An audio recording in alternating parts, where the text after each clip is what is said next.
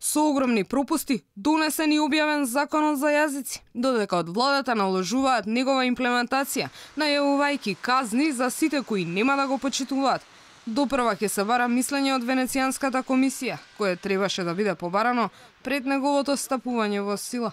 Од владата сега ветуваат дека сите препораки од оваа комисија ќе бидат земени предвид, но отпосле.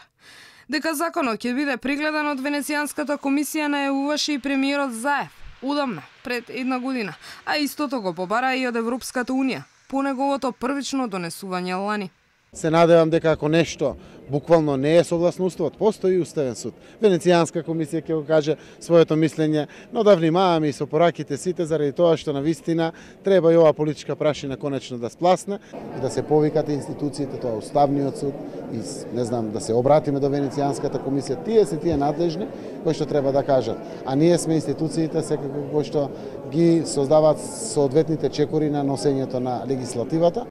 Од Министерството за правда за Алфа потврдуваат дека законот се уште не е испратен до Венецијанската комисија. Согласно заклучок на владата, законот за употреба на јазиците ќе биде испратен до Венецијанската комисија во најбрз можен рок. Оттаму посочија дека прашањето треба да го упатиме и до првиот човек на државата Ѓорѓе Иванов, оти и тој имал право да го испрати законот до комисијата.